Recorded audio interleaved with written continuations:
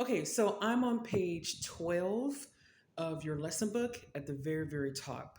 What we're going to talk about today is when C and B, middle C and B, is played with the right hand,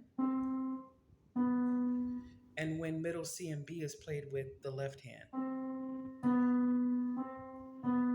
Okay, so we're trying to find the difference between when C and B is played with the right hand and when the C and B is played with the left hand. So the way for us to do that is let's look at this right here. And remember, play this video as many times as you need to review what I'm talking about. So the first line below the treble clef is always middle C. Okay, so the first line, any first line is middle C. This first line is middle C.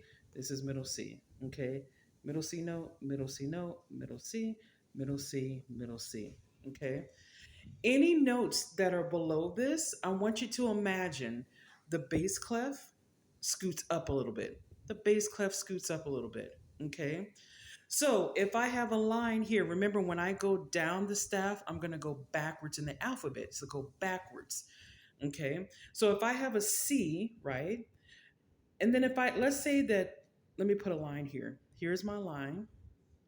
We know that that's middle C, but let's say the note is below it. Okay, the note is below it. That note is, if you go backwards in the alphabet, this note is B because this is C. Go backwards, this is B. Remember, the first line is always going to be middle C. The first line is always middle C. Okay. Um, so this B is the same B that's right here on the bass clef. This is the same B that's just sitting right here on the bass clef. That's a B. Okay, so these two are the same note. They're the same note. So I'm letting you know that this is the same note by showing you where it originally is.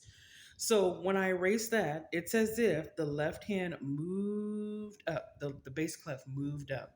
So when these notes are close to the treble clef, that's telling me my right hand needs to play these notes. My right hand. This is C and this is B. So that's when you're going to see right hand move into left hand territory. So C, B, C, B. Because on page 12, if you look at measure 3, okay, your number 2 finger right now is going to be on D. Your number 1 is on C.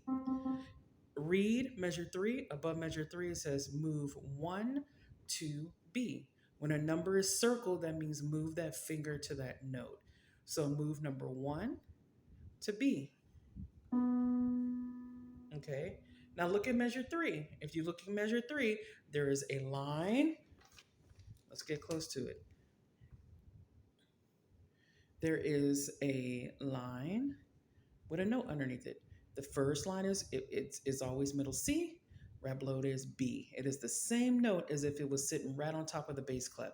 So that's when the right hand is going to go into left hand position, is when that note is closer to the treble clef. The first line is always going to be middle C. Any lines below that, you're moving into these notes right here. That just means the right hand moves over there and plays it. Now, that's for the right hand. So rewind that if you need to review that. Rewind that if you need to review that. So now let's do when you do the left hand. So let me erase that. When do we do the left hand? Okay. When does the left hand play those notes? So the first line above the bass clef is vice versa. This is middle C. Just pretend like the right hand scooted down. This is when you want the left hand to play middle C. Let me see if I can get a better marker to draw that. Oh, no, that's not working. Let me see if I can do this one. Let's try this one. Oh, give me a second. Let me grab a good marker.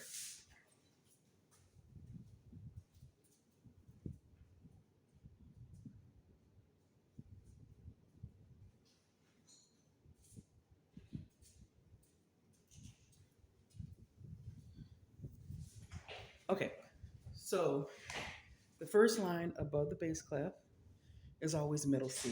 That's going to be a middle C note. Okay? When it's close to the bass clef, the left hand plays it. The left hand plays it. So first, remember, thumbs are 1, middle C. So when the line is close to the bass clef, left hand plays it. When the line is close to the treble clef, right hand plays it. So these two are middle C notes. Okay?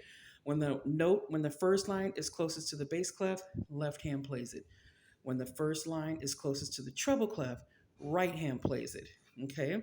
So we know that the left hand is going to play that. The note below it is B. And remember how I taught you how this note is B. It's sitting right on top of the clef. Sitting right on top of the clef. So if I were to do this, watch this. Here is my nest. I'll make a little nest. And inside I'm going to put a birdie. There's my little birdie. Okay? B. That's why I call this the B note. It's sitting right on top of the clef. Okay? So that B is this one. Here's middle C. Here's B. So memorize B is sitting on top of the bass clef. Okay? And it's really close to middle C.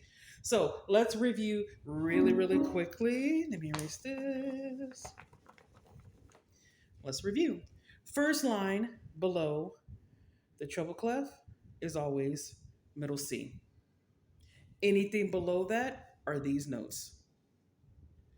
You're just playing it with your right hand. Pretend like the bass clef moves up, okay?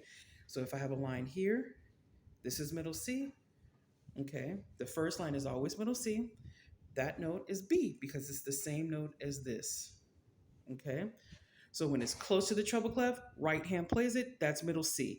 Anything below it are bass clef notes. You play this with your right hand, okay?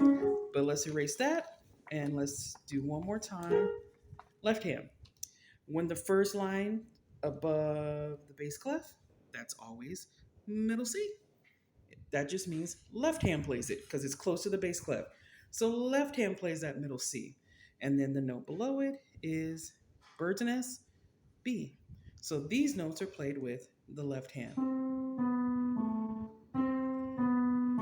Okay, so in your song on page 12, it comes in on measure 3. It comes in on measure 3.